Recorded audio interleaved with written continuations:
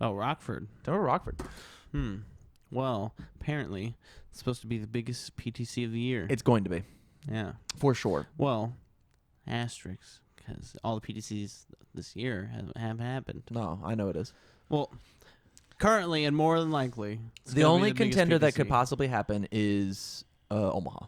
Yeah. That's the only one. Yeah. But Miles is not campaigning nearly as hard as Chris is, and unless there's something hidden in some contract that says you have to be at the Omaha PTC if you're a Legendary sponsored player, like not everybody's going to be forced to be out there, right? Garrett Brett's traveling from Canada to come play in the Rockford PTC because everybody's going to be there. This is going to be a fucking slobber knocker of an event, and I didn't win a single match this past local.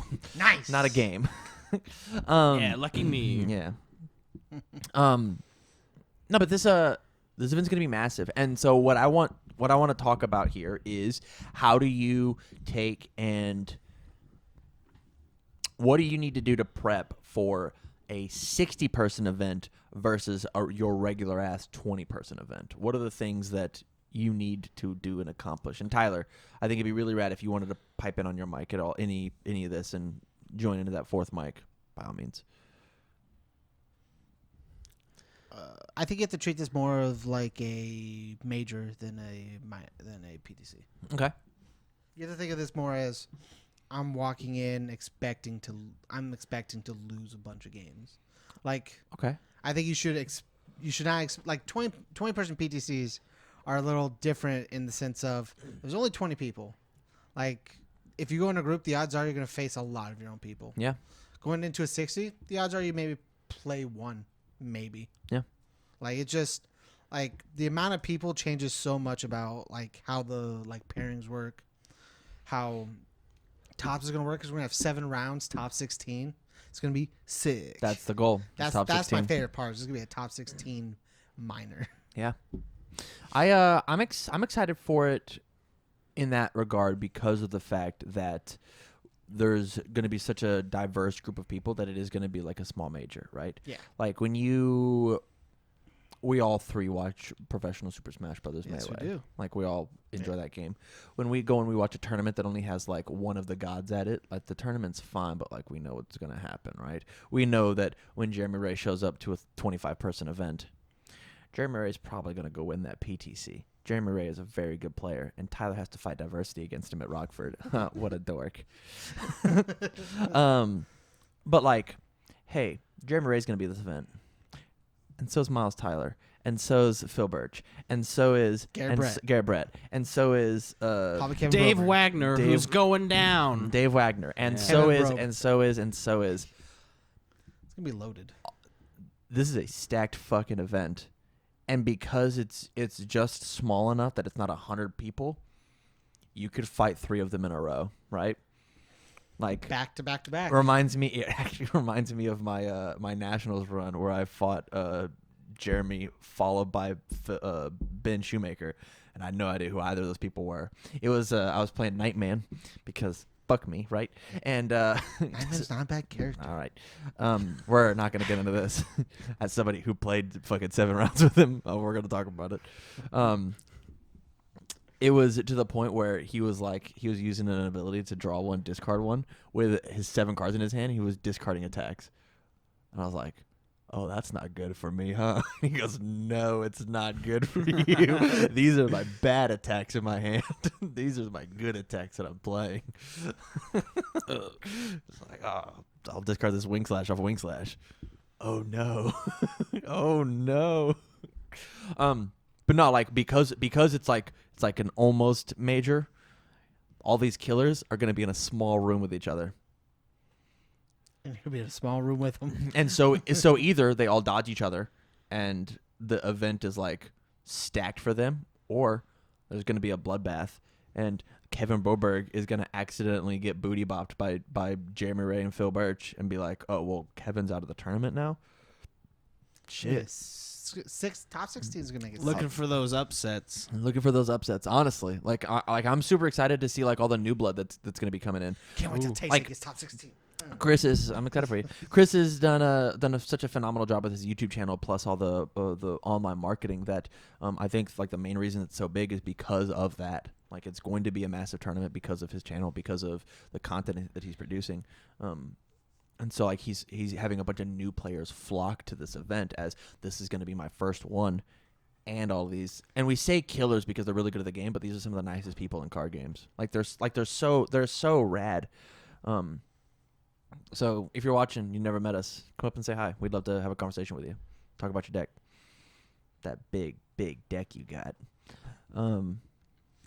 Tam's only game on PTC weekends. Whatever. Well, me and Ben Shoemaker do is none of your business, James Stevens. So yeah, what questions do you have? You've been to World, which is huge. You've been to a singular PTC. What experience what advice can you give to a new player trying to go to this event? So I'm very fortunate, like in the situation that I have. Like I have multiple play groups, like here in Omaha, and multiple tournaments here in Omaha. So ideally, I personally like to play probably at least like 20 matches a week. That's what I'd like to play. But I like to play like a lot of games. I'm just like a grinder.